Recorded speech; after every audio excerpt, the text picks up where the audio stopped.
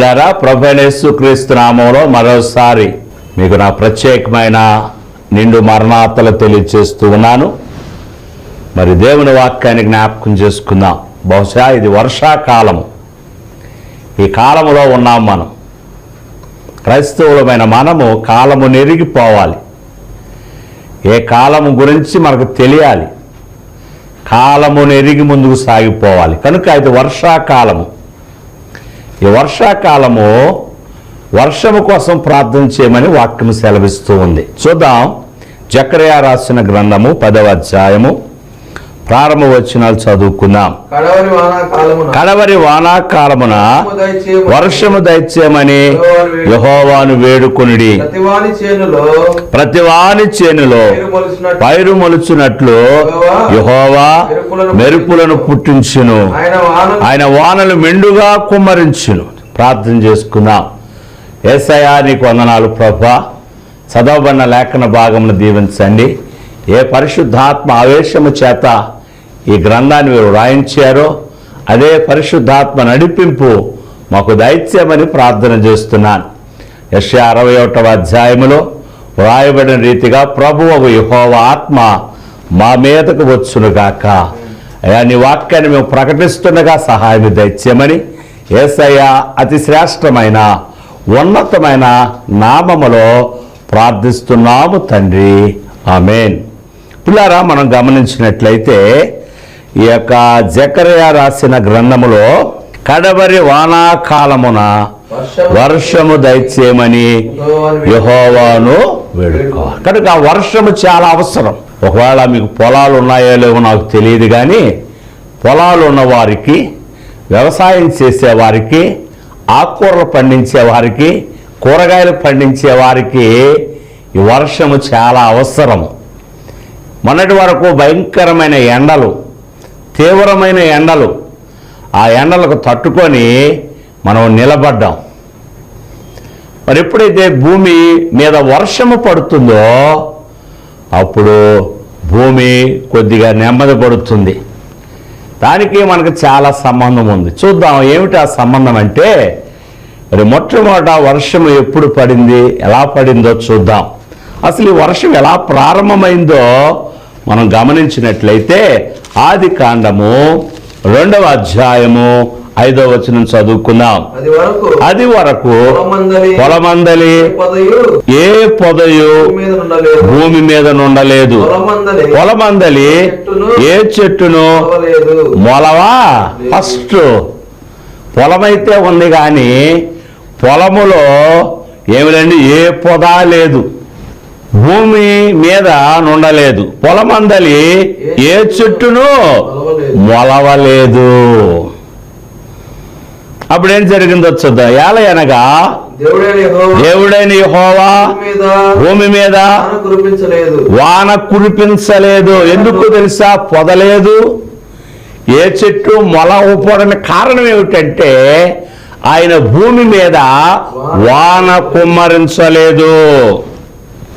తర్వాత నేలను సేద్యపరుచుటకు నరుడు లేడు. కారణం ఏమిటంటే నరుడు లేడు. ఆ పొలాన్ని బాగు చేయడానికి కానీ, దాన్ని పర్యవేక్షించడానికి కానీ నరుడు లేడు. అయితే దేవుడు ఏం చేశాడో ఇక్కడ చూద్దాం. అయితే ఆవిరి భూమి మీద నుండి లేచి నేలంతా తడిపింది. తడపడం అంటే అర్థం ఏమిటంటే ఆవిరి భూమి మీద నుండి వచ్చి అది మేఘములుగా మారిపోతాయి. ఆ మేఘము వర్షము వలె మరలా భూమికి వస్తుంది. దేవుని వాక్యాన్ని వ్రాయడానికి ఆకాశం అంత పేపర్ సరిపోదు, సముద్రం అంత ఇంకు సరిపోదు వ్రాయడానికి. దాని పరిశుద్ధాత్మ దేవుడు మనకి వివరిస్తాడు, బయలుపరుస్తాడు. కనుక దేవుడైన యెహోవా మరి ఆవిరి భూమి మీద లేచి నేల ఎంతయో తడిపెను. ఎప్పుడైతే నేలను ఆయన తడిపాడో, భూమి మీద వర్షం వచ్చిందో, మొట్టమొదటి దేవుడు చేసిన పని ఏమిటో ఇక్కడ రాశాడు. దేవుడైన యెహోవా నేల మంటితో నరుని నిర్మించి వారి నాసికారంధ్రములో జీవవాయువు ఊదగా నరుడు జీవాత్మాయను. ఎప్పుడైతే భూమి తడిచిందో, వర్షము పడి ఆ భూమి మెత్తగయింది, బురదలాగయింది, అప్పుడు ఆ మట్టిని తీసుకొని తన పోలికలో ఒక బొమ్మను చేసి వాని నాసికారంధ్రములో జీవవాయువు ఊదితే నరుడు జీవాత్మయ్యాడు. కనుక భూమి నుండి తీయబడ్డాం, లేక భూమి ద్వారా తయారు చేయబడ్డాం. వర్షాలు పడకపోతే భూమి అంగలారుస్తుంది, భూమి బ్రద్దలైపోతుంది, అందవికారమైపోతుంది, ఎండిపోతుంది, ఓరుమంటా ఉంటుంది. ఎప్పుడైతే వర్షము పడుతుందో ఆ భూమి సంతోషిస్తుంది, ఆనందిస్తుంది, అది మొలకెత్తుతుంది, అది చక్కని మైదానంగా మారుతుంది. మనకు కూడా మట్టితో చేయబడ్డాం కనుక ఎక్కువ నీళ్లు తాగాలి, కనీసం 3 లీటర్లు తాగాలి, లేదా 5 లీటర్లు తాగాలంటున్నారు. నీళ్లు తాగకపోతే మనం తినే ఆహారం మనకు వేడి చేస్తుంది. ఆ వేడికి సాదృశ్యం ఏం కనబడుతుంటే, అరికాళ్ళు పగిలిపోతాయి, అరిచేతులు పగిలిపోతాయి, పెదాలు పగిలిపోతాయి. భూమి ఎలాగైతే బద్దలైపోతుందో మన శరీరం కూడా బద్దలైపోతూ ఉంటుంది. ఎందుకంటే భూమిలో నుండి మట్టిలోనే మనం చేయబడ్డాం. ప్రభు అన్నాడు, మట్టిలో కలిసిపోతుంది, ఆత్మ దేవుని స్వాధీనమైపోతుంది. కనుక భూమి కొరకు దేవుడు వర్షాన్ని సిద్ధపరిచేవాడు. ఆయన ఆకాశము మేఘములతో కప్పును, ఆయన ఆకాశము మేఘములతో కప్పును, భూమి కొరకు వర్షము సిద్ధపరచువాడని దేవునికి స్తోత్రము గానము చేయుటయే మంచిదే. కనుక మరి దేవుడు మొట్టమొదట ఈ విధంగా భూమిని వర్షముతో తడిపి మనిషిని చేసినట్లుగా మనం చూస్తున్నాం. పిల్లలు, అలా మనం ముందుకెళ్తూ ఉన్నట్లయితే దేవుని కార్యాలు మనకు అర్థమవుతాయి, దేవుని పనులు మనకు అర్థమవుతాయి. ఇందులోనే 7వ అధ్యాయము 1వ వచనానికి వచ్చేసరికి ఇక్కడ నోవాహు కనబడతాడు మనకి. చదువమ్మా. యెహోవా ఈ తరము వారిలో ఓ నోవాహు నీవే నా ఎదుట నీతిమంతుడివై ఉన్నంట చూచితిని. మనం 2వ అధ్యాయాన్ని చదువుకున్నాం. 7వ అధ్యాయానికి వచ్చేసరికి దేవుడు నోవాహుతో అంటున్నాడు, నీవును నీటి వారు వాడలోనికి ప్రవేశించండి. ఎందుకంటే నాకు నీతిమంతులుగా మీరు కనబడుతున్నారు, దేవుణ్ణి నమ్ముకున్నవారు. ఎందుకు వారి వాడలో ప్రవేశించమంటున్నాడు? 4వ వచనం చదువుకుందాం. ఎందుకనగా ఇంకను 7 దినములకు నేను 40 పగళ్లను 40 రాత్రులను భూమి మీద వర్షము కుమ్మరిస్తున్నాను. ఇలా భూమి మీద వానాకాలం ఉంది, వర్షాకాలం ఉంది, వేసవి కాలం ఉంది, చలికాలంలో ఉన్నాయి. కాలాలు మారుతూ ఉంటాయి. కానీ ఆ సీజన్ ప్రకారము ఒక 3 నెలలు పడతాయేమో, అప్పుడప్పుడు పడతాయేమో. కానీ దేవుడు 40 పగళ్ళు 40 రాత్రులు భూమి మీద నాన్ స్టాప్గా వర్షాన్ని కుమ్మరించాలనుకున్నాడు. దానికి కారణం ఏమిటంటే 13వ వచనం చదువుకుందాం. 6:13. దేవుడు నోవాహుతో సమస్త శరీరుల మూలముగా భూమి బలత్కారముతో నిండి ఉన్నది కనుక నా సన్నిధిని దాని అంతము వచ్చి ఉన్నది. ఇదిగో వారిని భూమితో కూడా నాశనము చేయుదును. బలత్కారులైపోయారు, బలవంతంగా పండించడం. ఇంతకుముందు సీజనల్ ఫ్రూట్స్ ఉండేది, ఇప్పుడు ఏ సీజన్లోనైనా ఏ ఫ్రూట్ అయినా తినొచ్చు. క్రమము పోయింది, అక్రమం విస్తరించింది. అందుకే ప్రభు అంటున్నాడు, అక్రమము చేయవారులారా నా యొద్ద నుండి తొలగిపోండి అని జ్ఞాపకం చేస్తున్నారు. కనుక ఇక్కడ మనం గమనించినట్లయితే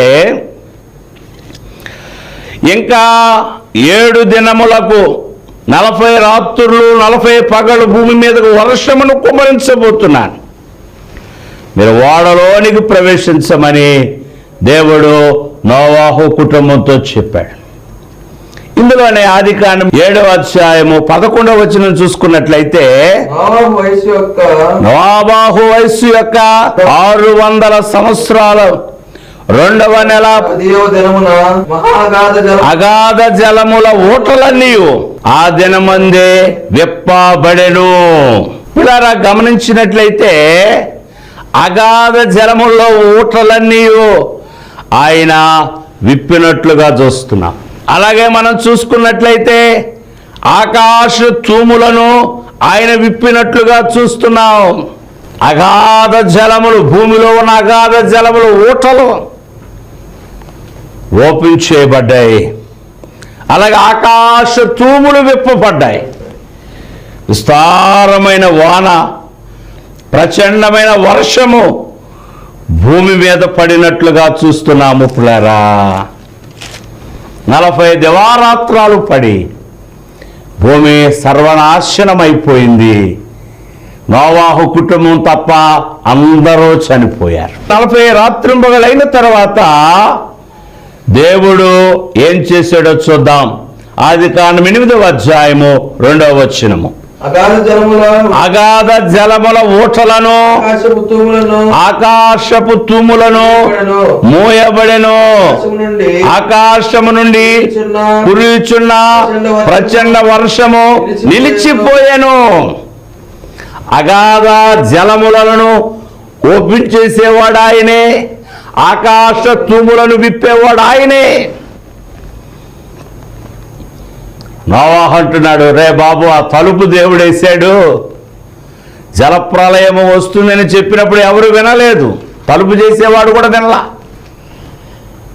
అయితే ఆ ప్రళయం వచ్చిన తర్వాత తలుపు చేసిన వాడు తలుపు ఎక్కడుందో తెలిసేవాడు అక్కడికి వచ్చి అన్నాడు, నోవాహు ఎవరో? నేను తలుపు చేసిన ఆయన. వర్షం ఎక్కువగా ఉంది, వాడు తలుపు తీయమంటే నోవాహు అంటున్నాడు, నేను ఎంతవరకు చెప్పాను, మీరు వినలేదు. ఆయన తలుపు తీసే శక్తి నాకు లేదు, ఎందుకంటే ఆయనే వేశాడు, ఆయనే తీయగలడు. కనుక ఆకాశ తూములను విప్పింది ఆయనే, మరలా మూసింది కూడా ఆయనే. మూసి వేయడానికి అధికారం ఉంది, తెరవడానికైన అధికారము కలిగిన దేవుడు ఆయనే. అప్పుడప్పుడు మన అతిక్రమములను బట్టి, మన అక్రమ స్థితిని బట్టి దేవుడు ఆకాశాన్ని మూసివేస్తాడు, వర్షాలు పడవు, ప్రజలు అలాడిపోతున్నారు. ఇది జూన్ నెల, వర్షాలు పడాలి విస్తారముగా, నారులేయాలి, తర్వాత దమ్ము తీయాలి, నాట్లేయాలి, పంటలు పండాలి, వచ్చే సంవత్సరము సమృద్ధిగా మనం ఉండాలి. అందుకు విస్తారమైన వర్షం అవసరము. అందుకోసమే నేను ఈ వాక్యాన్ని చెప్పడానికి ప్రభు చేత ప్రేరించబడుతున్నాను. కడవరి వానాకాలమున వర్షము దయచేయమని మనం ప్రార్థన చేయాలి. చూడండి, మరి దేవుని వాక్యాన్ని చదువుకుందాం. 2వ దినవృత్తాంతాల గ్రంథము 7వ అధ్యాయము 13వ వచనం. సొలొమోను దేవునికి దేవాలయం కట్టిన తరువాత దేవుడు అంటున్నాడు, నేను సంతోషిస్తున్నాను, నేను చాలా ఆనందిస్తున్నాను, కనుక నువ్వు నాకు మందిరం కట్టి పెట్టావు కనుక కొన్ని వాగ్దానాలను చేస్తున్నాను. ఏమిటా వాగ్దానం అంటే, వాన కురియకుండా నేను ఆకాశమును మూసివేసినప్పుడే గాని, దేశమును నాశనము చేయడానికి మిడతలను రప్పించినప్పుడే గాని, నా జనుల మీదకి తెగులు రప్పించినప్పుడే గాని దేవుడు అప్పుడప్పుడు ఆకాశమును మూసివేస్తాడట. నోవాహు కాలంలోని తెరిచాడు, మరలా మూసాడు. ఒకసారి మన అక్రమమును బట్టి, మన పాప స్థితిని బట్టి, మన అవిధేయతను బట్టి దేవుడు వర్షాన్ని మూసివేస్తాడు. అలా ఎప్పుడైనా మూసివేశాడా?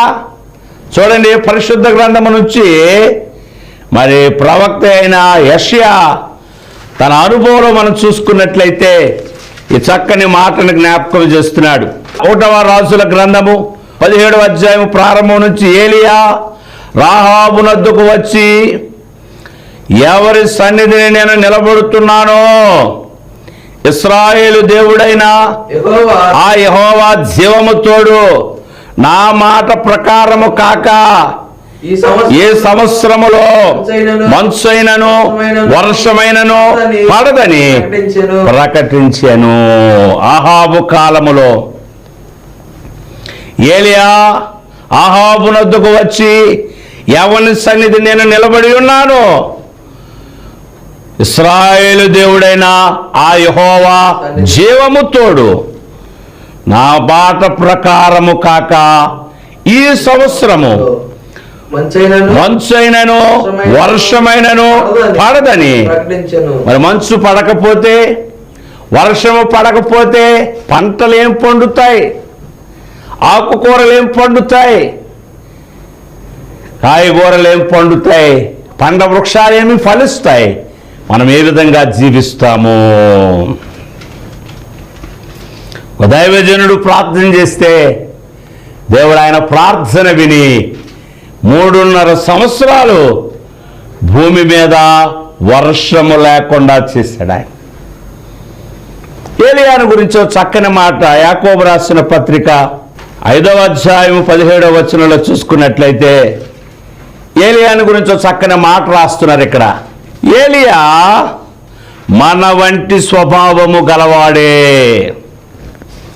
ప్రవక్త అయిన ఏలియాను గురించి చక్కని మాట, ఏలియా మన వంటి స్వభావం గలవాడే, వర్షింపకుండునట్లు అతడు ఆసక్తితో ప్రార్థన చేశాడు. ఎంత చక్కని మాట. మనం ఆసక్తితో ప్రార్థన చేస్తే, ఆశతో ప్రార్థన చేస్తే ఆ ప్రార్థన దేవుడు వింటాడు.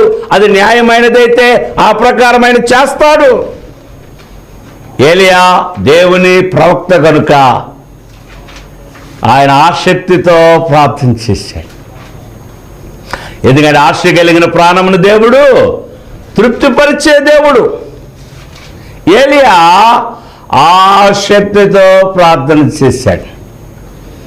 3.5 సంవత్సరాలు దేవుడు ఆకాశ ద్వారాలు మూసివేశాడు.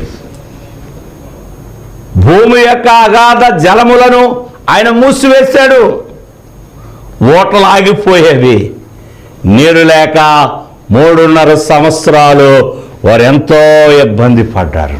18వ వచనం చదువుకున్న అతడు మరలా ప్రార్థన చేయగా ఆకాశము వర్షించెను, భూమి తన ఫలమిచ్చెను. అతడు మరలా ప్రార్థన చేయగా, ఏలియా ప్రార్థన చేసినప్పుడు వర్షం ఆగిపోయింది. 3.5 సంవత్సరాలు అయిన తర్వాత ఆయన మరలా ప్రార్థన చేయగా, అంత చక్కని మాట, మరలా ప్రార్థన చేయగా, మరలా ప్రార్థన చేయగా. ఒక కార్యం జరగాలి అంటే, ఒక మేలు జరగాలి అంటే, ఒక అద్భుతం జరగాలి అంటే మరలా మరలా మరలా ప్రార్థన చేయాలి. విడారా, ఓ పొయ్య వెలిగిన పొయ్య ఆర్పడం సులువు, కానీ అది మరలా వెలిగించాలి అంటే చాలా కష్టం. ఏలియా మరలా ప్రార్థన చేశాడు. ఎలా ప్రార్థన చేశాడో చూద్దాం. మరలా 1వ రాజుల గ్రంథము 18వ అధ్యాయము 41వ వచనం చదువుకుందాం. పిమ్మట ఏలియా విస్తారమైన వర్షము వచ్చునట్లుగా ఏలియా ఇక్కడ ప్రార్థన చేసినప్పుడు దేవుడు ఆకాశం నుండి వర్షమును కుమ్మరించాడు. మరి బయలుదేవతలు వాళ్ళ ప్రవక్తలు 450 మంది ఉదయం నుండి మధ్యాహ్నం వరకు ప్రార్థన చేశారు, కానీ కేకలు వేశారు, కానీ ఆకాశము నుండి అగ్ని దిగి రాలేదు. కానీ ఏలియా ప్రార్థన చేశాడు. పెద్ద ప్రార్థన ఏం చేయలేదు, చిన్న ప్రార్థన చేసి. 36వ వచనం చూడమండి. అస్తమయ నైవేద్యము అర్పించు సమయమున ప్రవక్త అయిన ఏలియా దగ్గర వచ్చి ఎలాగూ ప్రార్థన చేశాను. యెహోవా అబ్రహాము ఇస్సాకు ఇశ్రాయేలు దేవా, ఇశ్రాయేలీల మధ్య నీవు దేవుడివై ఉన్నావని, నేను నీ సేవకుడినై ఉన్నానని, ఈ కార్యములన్నీ నీ సెలవు చేత చేసితివని ఈ దినమున కనపరచుము. ఈ కార్యములన్నీ, ఏలియా చేసే కార్యాలన్నీ దేవుడు తన పక్షంగా ఉండి చేస్తున్నాడన్న విషయాన్ని అనేకులకు తెలియనట్లు చిన్న ప్రార్థన చేస్తే ఆకాశము నుండి అగ్ని దిగి వచ్చింది. ఇదంతా అయిపోయిన తరువాత మనం గమనించినట్లయితే విస్తారమైన వర్షము పడునట్లుగా ధ్వని పుట్టుచున్నది. ఏలియా ఆ విస్తారమైన వర్షము యొక్క ధ్వని వింటున్నాడు కానీ కనబడట్లేదు. 41 పిమ్మట ఏలియా విస్తారమైన వర్షం వచ్చినట్లు ధ్వని పుట్టుచున్నది, నీవు పోయి భోజనము చేయమని అహాబుతో చెప్పగా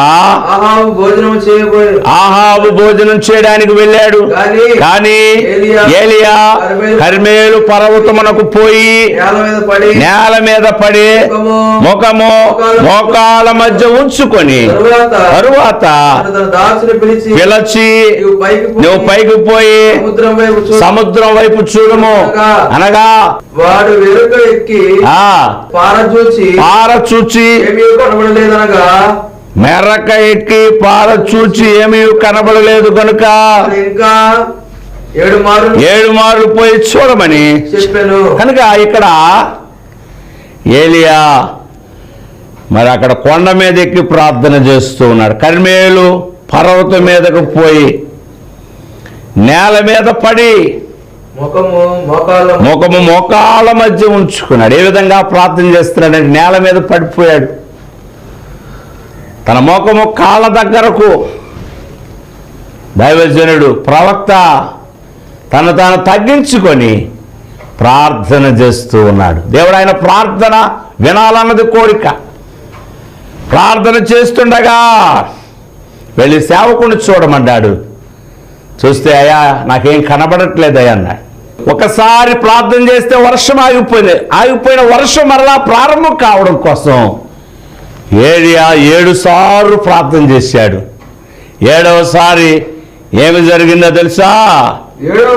7వ మారు అతడు చూచి మనిషి చెయ్యంత చిన్న మేఘము సముద్రము నుండి పైకి ఎక్కుచున్నదని చెప్పాడు. 7వసారి ప్రార్థన ముగించగానే సముద్రములో నుండి అరచేయి మందమంత మేఘము రావడం చూశాడు. విస్తారమైన వర్షము పడింది. కనుక ఒక కార్యం జరగాలి అంటే నేను ప్రార్థన చేశాను అయిపోయిందని కాదు పిల్లారా. ఏలియా 7 సార్లు ప్రార్థన చేశాడు. నేల మీద పడి ప్రార్థన చేశాడు. తన తల మోకాళ్ళ మీద వంగిపోయాడు. ఆ విధంగా ప్రార్థన చేసినప్పుడు ఆకాశము నుండి వర్షము పడినట్లుగా చూస్తూ ఉన్నాం. హోషేయ రాసిన గ్రంథము 6వ అధ్యాయము 3వ వచనం చదువుకుందాం. యెహోవాను గూర్చిన జ్ఞానము సంపాదించుకుందాము రండి. యెహోవాను గూర్చిన జ్ఞానము సంపాదించుకొనుటకు ఆయన అనుసరించుదుము రండి. ఉదయము తప్పక వచ్చు రీతిగా ఆయన ఉదయించును. వర్షము వలె ఆయన మన యొద్దకు వచ్చును. భూమిని తడుపునట్లు తొలకరి వర్షమును కడవరి వర్షము వలె ఆయన మన యొద్దకు వచ్చును. ఎప్పుడైతే వాక్యానుసారంగా జీవిస్తామో, వాక్యాన్ని చదువుతామో, వాక్యాన్ని తెలుసుకుంటాము, ఆయన జ్ఞానాన్ని మనం సంపాదించుకుంటాం, ఆయన జ్ఞానాన్ని మనం గ్రహించుకుంటాం. ఉదయము తప్పక వచ్చు రీతిని ఆయన ఉదయించును. వర్షము వలె ఆయన మన యొద్దకు వచ్చును. భూమిని తడుపునట్లు తొలకరి వర్షము కడవరి వర్షము వలె ఆయన మన యొద్దకు వస్తాడు. మనం ఎప్పుడైతే ప్రార్థన చేస్తాము కడవరి వర్షము వలె ఆయన మన మధ్యకు వస్తాడు. అందుకే జకర్యా అంటున్నాడు, కడవరి వానాకాలమున వర్షము దయచేయమని ప్రార్థన చేయమన్నారు. ఎప్పుడైతే సంఘము ప్రార్థన చేస్తుందో, కుటుంబాలు ప్రార్థన చేస్తున్నాయి, దేశం ప్రార్థన చేస్తుందో ఆయన మెరుపులు పుట్టిస్తాడు, ఉరుములు పుట్టిస్తాడు, మెండైన వర్షాలు కుమరిస్తాడు. ఆయన ఎప్పుడైతే వర్షము పడుతుందో ప్రతి వాని చేనులో కుటుంబంలో, సంఘములో మొలకలు మొలుస్తాయి. క్రొత్త ఆహారం వస్తుంది, క్రొత్త ఆకుకూరలు వస్తాయి, క్రొత్త కూరగాయలు వస్తాయి, కొత్త పండ్లు వస్తాయి, క్రొత్త ఆరోగ్యం వస్తుంది. ఇంకా వానాకాలమున వర్షము దయచేయమని ప్రార్థన చేయాలి. కనుక ప్రార్థన చేద్దామా? క్రైస్తవుడి పని ఏమిటంటే ప్రార్థించడమే. మీరు నెమ్మదిగా సుఖముగా జీవించి నిమిత్తము మనుషులందరి కొరకు, రాజుల కొరకు, అధికారుల కొరకు ప్రార్థన విజ్ఞాపన మనం చేయాలని వాక్యము సెలవిస్తున్న రీతిగా వానాకాలమున వర్షము కోసం ప్రార్థన చేద్దాం. ఆ వర్షాన్ని మనం పొందుకుంటాం. ఏలియా మన వంటి స్వభావం కలిగినవాడు. ఆయన ప్రార్థన చేస్తే వర్షము పడింది. నీవు నేను కూడా ప్రార్థన చేస్తే మన రాష్ట్రానికి, మన ప్రాంతానికి కావలసిన వర్షము దేవుడు దయచేయునుగాక. నమ్మిన వారందరూ ఆమేన్ అని చెప్దాం. మరి ఈ కార్యక్రమం కోసం మా బావమరిది పెందుర్తి శ్రీకాంత్ అండ్ రోజా వారు స్పాన్సర్ చేశారు. దేవుడు వారిని, వారి కుటుంబాన్ని దీవించునుగాక. తల వచ్చినట్లయితే ప్రార్థన చేసుకుందాం. స్తుతులకు పాత్రుడా, స్తోత్రార్హుడా, గొప్ప దేవా, కడవరి వానాకాలమున వర్షము దయచేయమని ప్రార్థన చేయమన్నావు. వర్షమును అయా కురిపించగలిగేవాడు, ఆపగలిగేవాడు ప్రభాని స్తోత్రాలు. నోవాహు కాలములో ఆకాశ తూములు విప్పిన దేవుడవు, అగాధ జలములో ఓటలను తీసుకొచ్చిన దేవుడు, మరలా వాటిని మూసివేసిన దేవుడవు, దాన్ని తెరిచే దేవుడు నాయన. ఏలియా ప్రార్థన చేస్తే మూసివేసిన దేవుడవు, ఏలియా ప్రార్థన చేస్తే మరలా తెరిచిన దేవుడు నాయన. మా రాష్ట్రానికి వర్షం అవసరమనైనా అటువంటి వర్షాన్ని కుమ్మరించమని ప్రార్థన చేస్తూ ఉన్నాము. సహాయం ఇచ్చేయమని యేసయ్య అతి శ్రేష్ఠ నామములో ప్రార్థిస్తున్నాము తండ్రి. ఆమేన్. మన ప్రభువైన యేసుక్రీస్తు కృప, దేవుని సహాయము, పరిశుద్ధాత్మతోడు మనందరికి తోడుగా ఉండి నడిపించునుగాక. ఆమేన్. మరణాత. మీ అందరికి నా వందనాలు. దేవుడు మంచి వర్షాన్ని మనకు కుమ్మరించి మనందరికి క్షేమము దయచేయునుగాక, ఆశీర్వాదము దయచేయునుగాక. మరణాత. దేవుడు మిమ్మల్ని దీవించునుగాక.